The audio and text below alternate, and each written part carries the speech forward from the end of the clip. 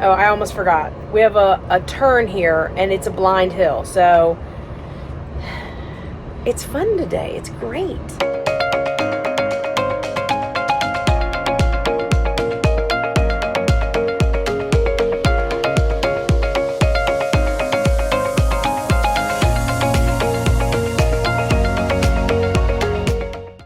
I noticed it on the way in. I mean, making the left-hand turn in here, you wait until you think there's nobody coming and then just take off, because you really can't see more than about 30 yards ahead of you, so you kind of have to commit and go. Same thing with pulling out. So you just have to do the best you can do with it. They have a acceleration lane on the shoulder, but there's no way to get in that lane coming out of there because it's more than a 90-degree turn. Yeah, for a car, it would be fine. For us, not so much. We're way too big. So he did a great job. Good job, babe. Thank you, thank you. So now, on to the switchbacks. The other thing I'm going to tell you guys is that the roads in this state park are very twisty, turny, and she's talking. There's a lot of hills. It's definitely doable. You just have to take your time. Slow and steady wins the race. Straight for 7 minutes to South Main Street. Holy guacamole! Oh my god! Holy shnikes, y'all. So this isn't even one of the switchbacks. This is just a hard right, so... Oh, yo, yo, yo, yo. Alright, approaching switchback number 1. Let's say a little prayer that there is nothing else coming our way, because... Especially a tractor trailer. Yeah, yeah, especially a flatbed hauling lumber.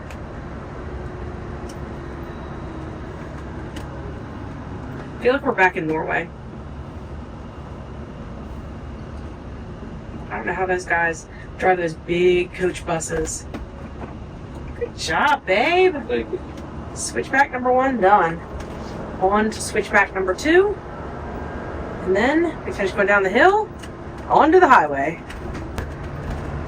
So Mike and I have a code word whenever we have a sharp turn. We call it a Jimmy Jam. So I get the notification on the Garmin that we have a sharp curve coming up. So I say, Jimmy Jam ahead, 0.2 of a mile. Jimmy Jam, half a mile away. I don't know why we came up with Jimmy Jam. Probably because it's for Jimmy. Yep, named after our buddy Jimmy. Yep, named after our buddy Jimmy. It does help now. I got to give you credit as far as navigation goes. It makes my... Lord, baby kitty Jesus. Makes my life much easier, know a little bit ahead of time. Yep. What we have coming up. So. All right. Sweet. Awesome. There's a few more zigzags in this road, but this was for me, this was the scariest part. I think probably for you too. Yeah. But there's still, you guys can see, there's still hardly any shoulder whatsoever. And so it dropped off about 5 feet. Oh, so yeah. So you go off the edge here, you're toast. Yeah, and this part is all downhill. Coming up, obviously we were uphill. But, yeah. So, welcome to North Georgia, South Tennessee area, where it's all hilly. Coming down like this gives you a good test on your brakes. You got to really learn how to use the brakes in situations like this, because you overheat them and you're done. So yeah, so you don't ride the brakes. You have to learn how to use your transmission to slow down. So you guys can probably hear our engine is idling, really, it's revving really high, but it's intended to do that. The computer knows when we're going downhill and what needs to happen with the engine. So I don't use the brakes to slow the coach down. Once we're using the gears to go downhill and allowing the rig to shift, I use the brakes to control the RPM so the motor doesn't over rev. Right. So at that point, when it gets to a certain amount of RPMs, then I'll apply the brake. Apply the brakes. When it gets to a certain amount of RPMs, I'll apply the brake to slow the engine down, and I'll let the engine slow the rig and the car down. So very twisty, very turny road to get to Cloudland Canyon, but I mean, it really was a very nice state park. I really did enjoy our couple days there. It's kind of like Petit Jean. Like, once you get there, you're there. But it's the coming and going that's a little bit of a nail biter. So we're just about down to the bottom of the hill. We're just about to town. So from here, we will hit the highway, and we're taking pretty much all interstates the rest of today. So should be a fairly, I think we have a little over 3 hours, so we should be getting there about 1:30 this afternoon. So that'll be perfect. So although Chris does all the navigating, we run 3 now. We just started doing this. We run 3 GPSs on it. I was just getting ready to say the same thing. So we run the Garmin, which has all of the data for the rig in it. And not sure if it needs an update, but it takes us around some roads that we typically have driven on before. And it could be a weight restriction that's really close to where we are. Not quite sure. We haven't figured that one out yet. Hang on one second. You're going to take a right at the traffic light. Navigator has to do her job. At the traffic light. So then turn left.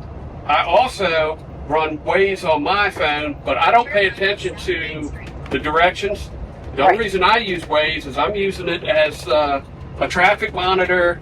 It'll let you know if there's debris in the road, disabled vehicles in the road. Right. Police ahead. Police ahead. You're making a left. Sorry, you're making a left at this traffic light. So the only thing I pay attention to are the traffic alerts on my phone. And we run the Turn left at the traffic light. You can hear them all talking at the same time. The only one you can't hear is RV Trip Wizard because that's on my phone. That's the third one that we run. That also has our weight, our height, our specifications. Like we try not to go we try not to take certain roads or certain features. You know what I mean? So like, and it also knows that we have an easy pass in our RV. So, or maybe that's Waze. I can't remember, but you can set up your specifications in RV Trip Wizard. So our default, so 2/10 of a mile, you're going to make a right. You're going to north on 59 to Chattanooga. Yeah. Our default is usually the Garmin. Although the last couple of travel days, RV Trip Wizard has wanted us to go on more U.S. highways, which we prefer. And it's been almost an hour shorter. This is it right here. Yep. At the traffic. So today we know where we're going because we're just taking all interstates. The fastest way is to take 59 to 29 to 75 to 81 to get to where we're going. So, but our default is the Garmin, then RV Trip Wizard. So the other thing that was helpful for him for having Waze, not that he uses it obviously, but he could see those switchbacks and he knew exactly how sharp those turns were going to be, which was really helpful. I thought it was helpful. That's a big help to me for sure. So, driving a rig like this, and we've got a lot of miles under our butts in these seats, but there's a lot going on. So not only do we have all these GPSs running, we have tire pressure monitor system we have up here. We have braking system that we monitor. I altogether have 5 mirrors that I look at and 3 cameras that I check the whole time we're driving. Because the 5th mirror is this handy dandy little mirror we got right here. Because every once in a while we'll hear something fall back there. Both of us are like, what was that? She's twisted her neck around and I want to know what the heck's going on. Sometimes the refrigerators come open on us. So we bought a little child safety mirror and a suction cup to the dash. So now at a glance I can see what's going on behind me in the rig. So and don't get me started on the refrigerator opening, because while we were in Red Bay, we were moving around. What we think is happening is that our refrigerator locks automatically. It's an electric lock, but we think it was only half locking, and the door came open, a root beer popped out. It had a top on it, right? One of those metal, like, it's a pop top, not even a twist top. And it came off and root beer was all over the floor. Okay, no problem. We cleaned it up. We have a crosswave, so we ran that, cleaned the floor. I had to mop the floor 4 times to get all that sugar up. Anyway, did that, not a problem. And then last travel day, we're driving, and he had to stop getting iced tea, in Arizona iced tea, and he left it back there on the table. His Yeti was filled. He forgot to put the lid on. He left it on the table and took off, and that went all over the floor too. So guess what we got to do as soon as we got to the Cloudland Canyon State Park? It got all over the runner. We have all over the floor. He had to wash that out. We had to mop the floor. He had to get on the floor and clean up where it was all over the trim, because I couldn't get on the floor because of my neck. Anyway, yes, we have another mirror to be able to see when the root beer falls on the floor in the back. So we have been sitting in traffic for a minute. Once we get up a little ahead, you will see there's a very bad accident, and there is a helicopter in the grass in the median. We really hope nobody was horribly, horribly injured. Everybody makes it out okay. It's one of the perils of being on the road, but it can happen in a car. It's definitely a tractor trailer was involved. Got police on the four-wheeler, side by side. He hit something. Ooh. Goodness gracious. Hope he's okay. I don't know, the windshield opened up like something went through the windshield. Hopefully he's okay. He or she is okay. And there is the helicopter. Oh yeah. Oh yeah. I think the accident was on that side. Because they are complete. Oh, wow. Wow. Wow. There's a car or something flipped. It looks like, yeah, it's upside down. Oh, gracious mine. Oh, that's not good. Oh, that's not good at all. That's really not good. Oh, we are praying for everybody that's been in this accident. Oh, golly day. We really hate to see anything like that on the highway or any road, and it's just the other side going south on 75 is completely shut down. Like, it's gonna be, I mean, y'all look, watch us, look, I mean, and this is a mile or so up the road. I mean, it is gonna be hours before they can even get one lane open because there's so much debris in the road, and the car is still flipped upside down, and it looked like they're still trying to rescue people. So our prayers go out to the people that are involved in that accident, and we hope everybody makes a recovery, and we hope that everybody makes it home today. Okay, we have landed in Natural Bridge, Virginia at the KOA. This is our last campground before we finally get back home to Maryland to complete this coast to coast to coast tour. And I went to the bathroom while we were traveling, and I think our tanks were a little bit more full than we thought. So let me show you what's going on. So you can see our black and our gray are both showing 2 ticks. So it shouldn't be a big deal. Let me show you what's happening in the half bath. The cats are screaming they want their food. So open the door and I turn on the light. And this is what I find. And it's actually better than it was because I cleaned some of it out. So there's junk from the gray tank, and it has spilled all the way over here and all the way up there. So I'm going to be disinfecting this bathroom with everything I have. Now, let's go check out the full bath and see if there's anything there. So in the full bath, if it's the gray tank that comes up, you know, we haven't even unpacked.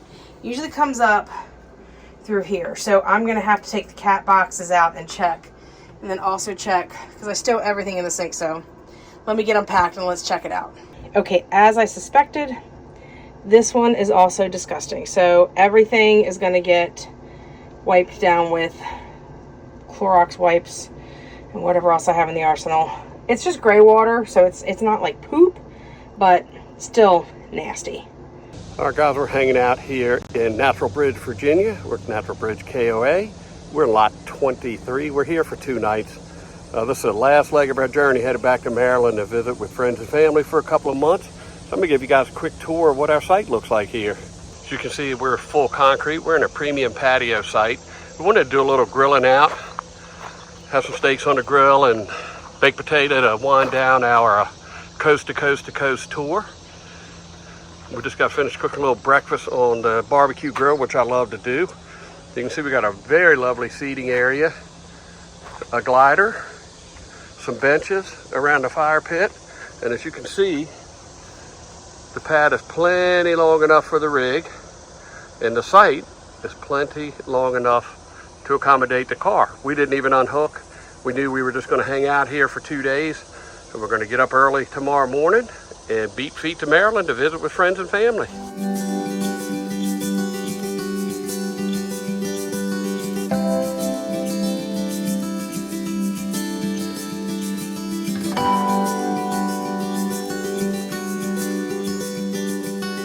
Well, look at what we got here. Tonight's dinner is marinated skirt steak with homemade chimichurri sauce, baked potatoes in the air fryer, peach cobbler for some fresh peaches we got from Georgia the other day, with some vanilla ice cream. Life is good. Check it out when we get it on the table. All right, guys, check that out. Look at those grill marks. I think it's been cooked to perfection. We'll let you know.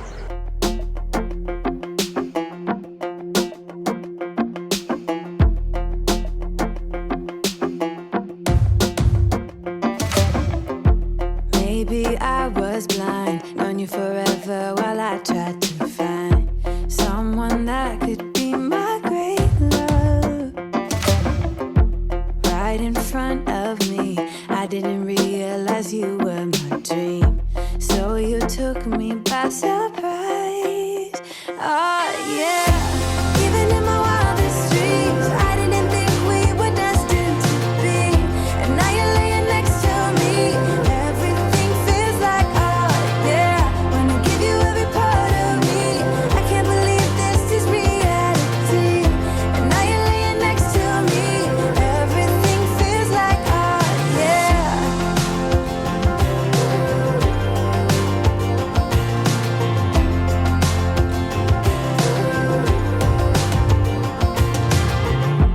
I'm just curious, when did you know you had feelings for me?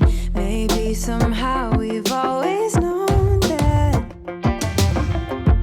we have chemistry, but always chasing after someone else. So this took me by surprise.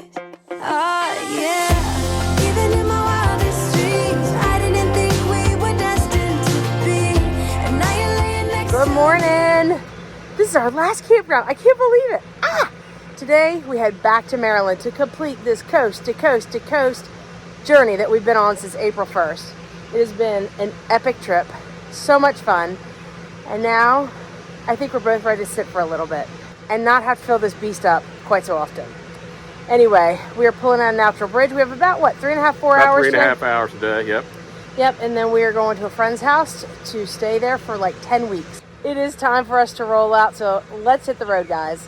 While Mike's getting himself together, I'm going to enjoy this glider here at our patio site. It was a really nice day. We did 2 nights, 2 nights, 2 nights, our last 3 stays, just because with the animals, we try not to stress them out too much. Anyway, yesterday we just hung out by the pool for a while. I got some work done. Y'all saw the beautiful dinner Mike cooked for us, so it was a very relaxing day yesterday, which was a nice kind of way to end the madness that's been the past couple weeks with all the travel and all the stuff at Red Bay and moving constantly. So I'm very much excited to see all of our family and our friends and just kind of have like a regular routine for a little while. I think my preferred method of travel is going to be, you know, travel for like 3 to 4 months and then sit for like a couple months or so.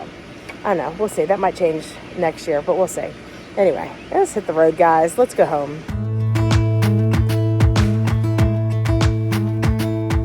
jump into the car.